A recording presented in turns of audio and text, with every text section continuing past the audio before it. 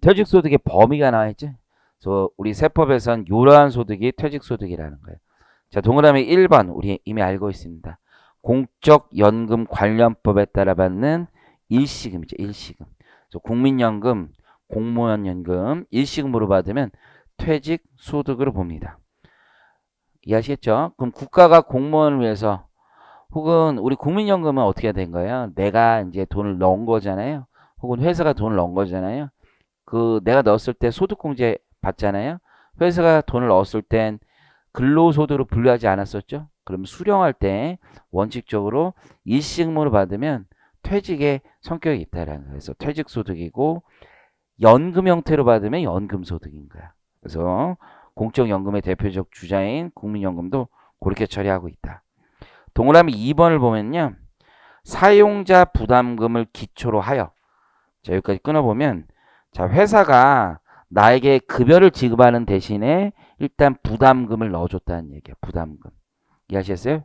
회사가 부담하는 돈으로 자 원인은 어디 있어요? 현실적인 퇴직을 원인으로. 그래서 퇴사 시점에 지급받는 거예요. 자 동그라미 3번은 1번과 이제 연관되어 있는 건데 정말 편하게 보셔도 돼요. 이 일시금을 지급해야 되는 자가 뭐 몇 가지 이유로 지연 지급이 되면 그에 대해서 뭘 붙여주냐면 이자를 함께 붙여줘요. 지연 지급이 되면. 그러면 지연 지급으로 인한 이자는 우리가 지금까지 배운 소득의 분류에 따르면 어떤 소득으로 분류하는 게 마땅해요? 어떤 소득으로? 본인. 아니 뭔가 지금 돈을 주면서 늦게 주는 거 아니야? 늦게 주는 거. 그래서 이자를 붙여주는 거잖아. 그럼 무슨 소득으로 하는 게 마땅하다고 우리가 배웠어요. 이자 소득은 금전 사용에 대한 대가이기 때문에 여기에는 속하지 않는다고 얘기를 했는데 그렇게 강조했는데 무슨 소득으로 분류하는 게 마땅해요? 너는 돈 늦게 받는 게 사업이니? 계속 반복적인 활동이니? 우리 무슨 소득이에요? 제가 지금까지 열 터지게 얘기한 건 뭔가요? 우리 매력이 없어서 오늘 또 답답하네. 무슨 소득이에요? 어? 자신감 있게 얘기하세요. 제가 뭐 틀린다고 뭐라 그러는 사람 아니잖아요. 그렇죠? 지금 바르게 얘기하신 것 같은데 뭐라고요? 기타 소득이지, 기타 소득. 손해배상금이잖아요, 이게. 재산권에 관한. 근데 이제 이게 이론적인 배경이 되게 있어, 원래. 재산권에 관한 계약에 있어서 손해배상인데, 이 퇴직금 늦게 주는 게 과연 재산권에 관한 계약이냐, 이런 문제가 있어요. 왜냐하면 근로자에 관한 건 재산권이 아니라 사회권이라고 보통 얘기를 해서 항상 문제가 있거든. 그래서 법에 못 박은 거야. 야, 이거 이자가 아니라 무슨 소득으로 분류하자. 퇴직 소득으로 분류하자라고 딱 못 박은 거야. 4번, 5번은 뭐냐면 과기공이라고 있어. 과학기술공제라고. 이제 과학기술인들이 있어요. 그 사람들이 공제회에 가입을 해서 돈을 넣는 거야. 원래 공제회 가입해서 넣어서 돈을 받으면 이거 사실은 무슨 소득으로 구분했어? 응? 그죠? 직장 공제회 초과 반환금이 있었잖아. 원래 이자지, 이자. 그죠? 그런데 이 과학기술 공제는 재밌는 게 이게 정부 출연 기관들이 있어. 거기에 다닌 사람은 원래 퇴직금을 안 줘. 근데 요 분들 관련 법률에 따라 그래서 그 정부 출연 기관이 이 사람들의 퇴직금 재원을 마련한다고 돈을 넣어주는 거야. 본인들이 낸 게 아니라 사실은. 그래서 요거는 그 성격이 직장 공제 초과 반환금과 좀 다르다 해서 퇴직소득으로 분류하고 있는 거예요. 5번은 이제 우리 건설 현장에 가면 건근공이라는 단체가 있어. 그 건설 현장에 가면은 이 일용직 근로자분들 있잖아요. 굉장히 많잖아. 그럼 건설 현장에서 일용직 근로자로 막 10년, 20년 해도 퇴직금이 한 푼도 없잖아요. 그래서 관련 법률로 이 일용직 근로자에게 일당을 지급할 때 일정 금액을 떼서 적립시켜 놓게 돼 있어. 법률로. 그래서 이분들이 나 이제 더 이상 일용직 근로자 하지 않겠다라고 해서 돈을 받아가면 그때 퇴직금으로 분류하겠다라는 거야. 이해하시겠죠? 그래서 5번도 그와 비슷한 성격이 가지고 있다. 6번은 뭐냐면 우리 종교인분들 있잖아요. 종교인분들 역시 기타 소득 아니면 근로소득으로 분류했었잖아요. 이분들이 퇴직금 받아가면 퇴직소득으로 분류하겠다는 거야.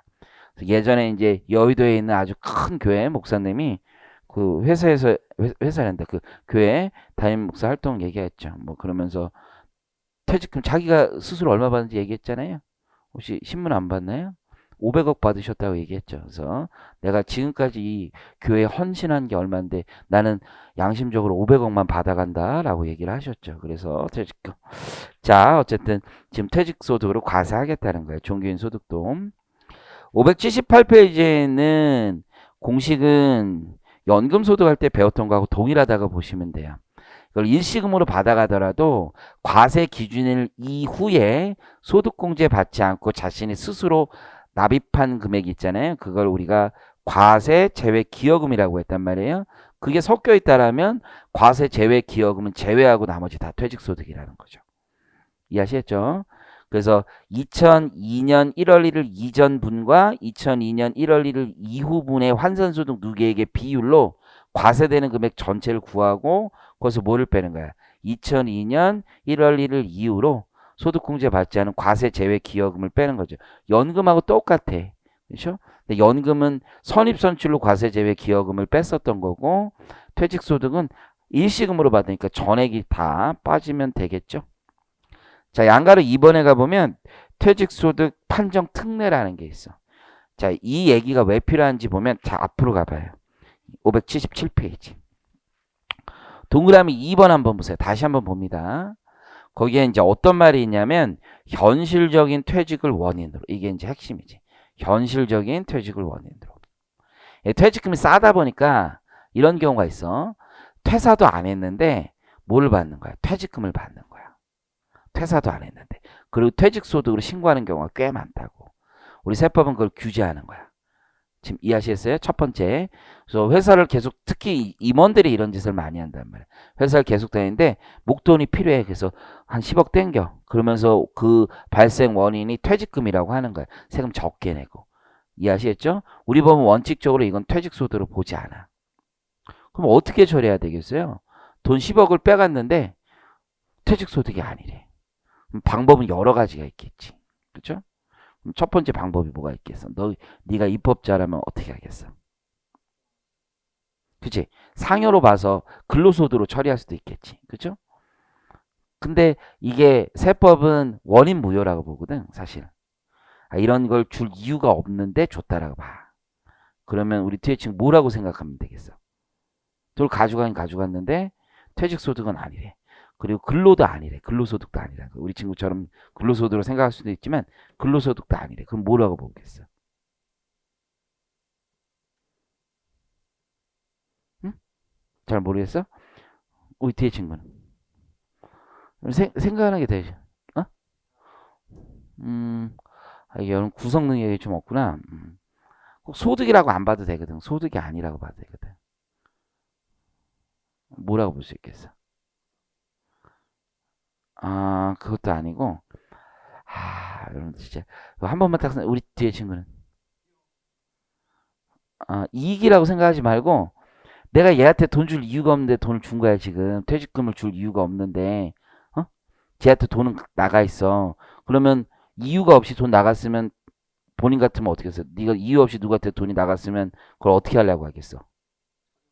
그렇지, 찾아오려고 해. 근데 안 찾아오고 있어. 그럼 어떻게 된 거야? 네. 얘한테 돈이 나갔는데 그때는 잘 나간 줄 알았는데 잘 안 나간 거래. 무슨 얘기인지 알겠지? 그래서 다시 찾아오려고 하겠지. 그렇지, 그렇지. 찾아오지 않고 있으면 돈 빌려준 거나 마찬가지가 되는 거야. 이해하셨어요? 대여금으로 보는 거야, 대여금으로. 그럼 대여금으로 보는 거면 오히려 세금도 안 내고 좋지 않냐? 그렇지 않아. 우리 법은 나중에 보면 알겠지만 이러한 특수관계인이잖아. 회사의 종업원과 회사는 특수관계인인데 특수관계인에게 업무와 관련 없이 돈을 빌려줬으면 그걸 업무무관 가지금이라고 불러요. 그럼 돈을 빌려줬잖아. 그럼 이자를 받아와야 돼. 이자를 안 받아온 게 부당이가 걸리는 거야. 그리고 우리 회사가 만약에 이자를 누군가에게 주고 있으면 관련 이자도 인정을 안 해줘.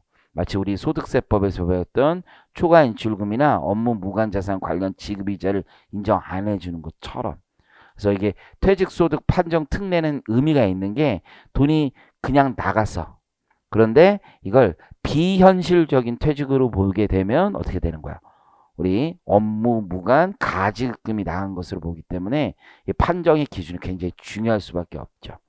이해하시겠죠? 그럼 퇴직소득의 대전제는 뭐야? 현실적인 퇴직을 원인으로 지급돼야 된다는 거예요. 현실적인 퇴직을 원인으로. 자, 그러면 교재 579페이지 가보시면 578부터 한번 읽어볼게요. 일반적인 퇴직소득은 사용자 부담금을 기초로 현실적인 퇴직을 원인으로 근로자가 지급받는 소득이다라고 되어 있죠. 사용자 부담금을 기초로 이 말이 의미가 있는 거예요. 회사가 낸 돈을 기초로. 왜냐하면 이 퇴직금은 개인연금 비슷하게 퇴직연금 계좌에 돈이 들어갈 수 있어. 아까 얘기했던 지었네. DC형 같이 4,500만 원 받는 거 있잖아요. 그것도 회사가 넣은 돈을 가지고 내가 퇴사할 때 연금에서 쑥 빼는 거잖아. 그렇죠? 일시금으로 뺄 수 있겠지. 그래서 그런 표현이 있고, 현실적인 퇴직이란 근로관계가 종료됨으로써, 자, 동그라미, 종료. 더 이상 근로관계가 없어야지만 현실적인 퇴직이 되는 거야. 그러니까 회사를 다니고 있으면 원래 현실적인 퇴직이 아닌 거지.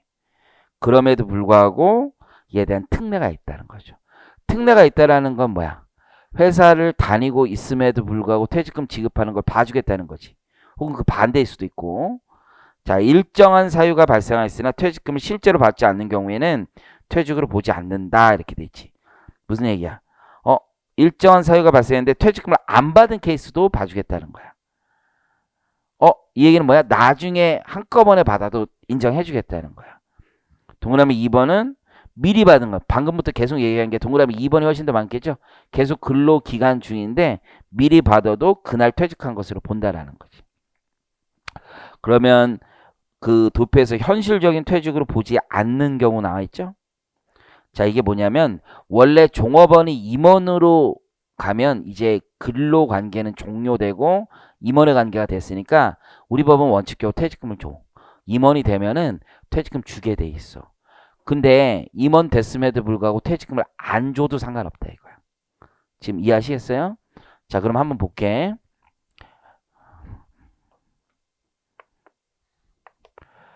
자, 이때 임원으로 취임한 거야. 임원 취임을 했어요. 그럼 이 기간 동안에 이제 퇴직금을 받겠죠? 그래서 3억이다 해봐. 3억.